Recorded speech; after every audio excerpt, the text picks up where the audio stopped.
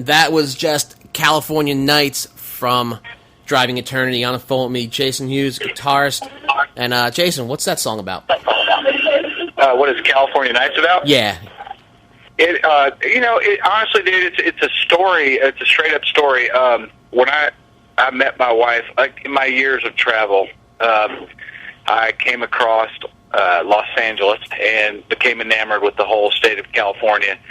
And if you go to the end of Sunset Boulevard, there's a park called Will Rogers Park, and it's like 2 or 3 miles above Los Angeles, and it overlooks the ocean and all the lights of L.A. Right. And you can literally find this pinnacle up the beachhead, and you can see all of civilization as well as all of nature. And I'd come across it in my travels, and I always said, if I met the girl of my dreams, that's where I would get engaged. And that whole entire song is about when I met my wife, and the whole story is basically about stepping on the plane, making a new start. And what's life going to hold for me? And and then after that, obviously, things happen in life. And the second verse is a little bit darker, but it's all about going back to that place, in our minds and dreaming of those days and trying to get them back as a couple and as friends, as bandmates. Sure. The whole thing is about, that SoCal vibe, man, and the hope and expectations of a new life. And then basically following through on your dreams even through the hard times. And that's it. That's that show. Very cool. Now, Jason, you, before Driving Eternity, you were with the band Dust for Life. A lot of people know about you. Different style of music. Heavier, dark, a little darker, melodic and all. Yeah. How is it easy or difficult was it to make the transition from that to what you're doing now, the Southern rock classic style that you guys are doing now in Driving Eternity? Well, man, this band is primarily from the Mid-South, Memphis, North Mississippi. And there's always been that sort of groove in everybody. All the musicians are from this area. There's always been that. And even with Dust for Life, there was that. There was like a splash of Southern here and there. Right. Always. Because, you can't get away from it. That's where you're born. That's where you're bred. And, for me, it's just finding these guys and finding a positive outlook and channeling kind of who we are, but with stories. And I'm a recovering cocaine addict myself, and, it's kind of like the farther I get away from it, the less dark the lyrics are. Imagine that. Yeah, go figure.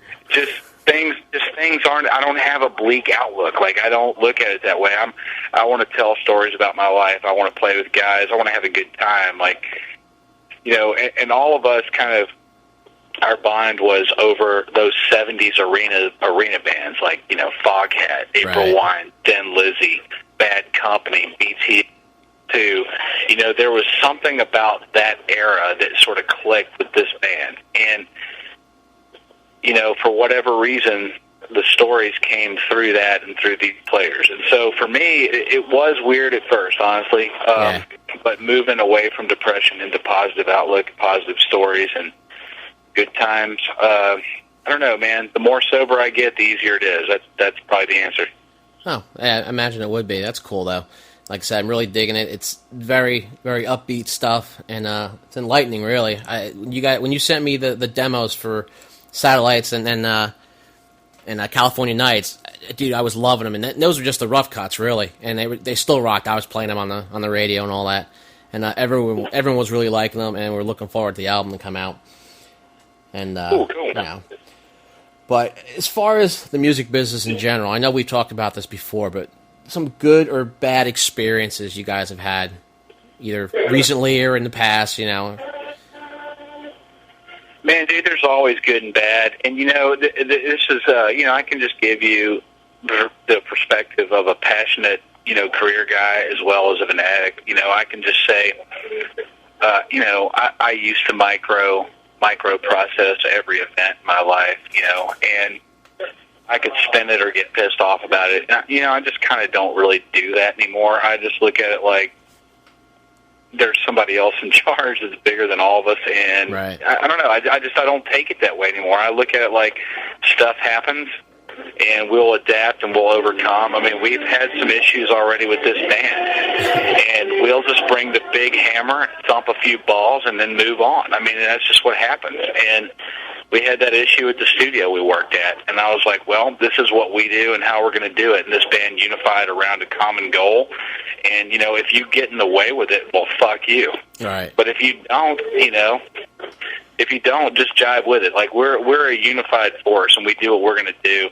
And at least up until this point, you know, we haven't signed a major deal or anything like that. So at this point, we are just 6 guys that we have a vision. And, you know, if you agree with our vision, that's cool. You know, we get along. If you don't, then you're going to be gone pretty quick. And I don't know, things pass, things go, and setbacks happen and arguments happen. But sure, it's nature of the beast. Yeah, man. I mean, just stuff goes. With Dust for Life, I think, and, you know, the singer was a little bit bipolar and bizarre in his own way. I just think that, you know, things got magnified. And I just think now it's like, well, shit, I had a flat tire, so I fucking fixed it. You know, it's just like that. Exactly. It's like, we just keep rolling. Yeah, you can't make it a life-changing event, a flat tire, make it... Yeah, I mean, why make it monumental? You know, it happened. I got the jack out. It cost me an hour. I changed it, you know, and now I'm on the road and I'm jamming again. So, you know, this band is a little bit more about that. We're very into how we process things, and we're very into how we move ahead. And we're very into the good times. I mean, there's the dark times and there's the dark side of our lyrics, but it's not prominent because, you know, who really wants to focus on that in life? Sure, it's natural to pop up here and there, but, you know, you don't want it to be your whole vein of existence, you know? It can't be. I mean, I guess it can be. You know, it could be. There's a lot of great bands that I love that do that, but that's kind of just not who we are. Right. And with all the troop deployment in Afghanistan and Iraq and the economy and, you know, I mean, gosh dang, dude, have you had enough of that? You know, like, isn't everyday life hard enough? Yeah. You know, I don't really want to sing about it. Let's talk about drinking beer and hanging with our friends. Exactly. It makes you want to put the hairspray and the mascara on and spandex and remember the good times, you know? I don't know if I could wear spandex, but I like all that other stuff.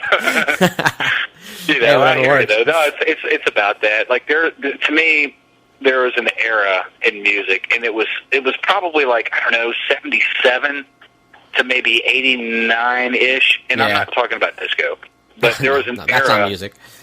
You know, that spawned all these bands, and you know, to me, I think we've returned to that. And, you know, there was an economic crisis around those times, but, you know, we didn't write it that way. We were just kind of going with the times. I mean, no one tried to write these songs from any perspective other than, like, this is our life. But, you know, I identify with Slow Ride and All Right Now and Just Between You and Me and Sign of the Gypsy Queen. And, you know, like, I get all that stuff. Boys Are Back in Town. I get it, you know, and I feel like, just as a person in this world, I kind of want to ride like that as opposed to Down in a Hole and Rooster. And those are great, too, you know, and I get them.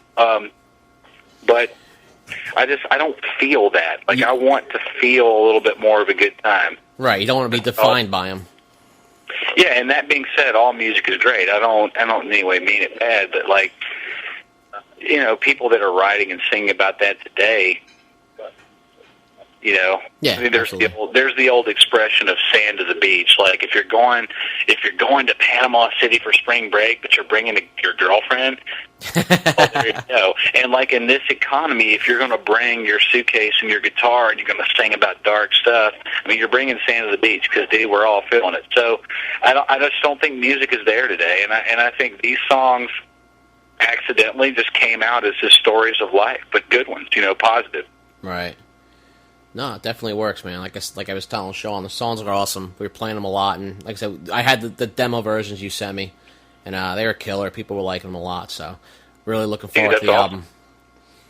Well, we'd love to come down and play. I'm going to pass you to Garrett. This is the drummer, Garrett. All right, cool. And ask him a few things, because ask him about his dad. His dad's played with Hank Williams Jr. and some other people. He's got some cool stories. Oh, cool. All right, dude. All right, Jay, thanks. Right.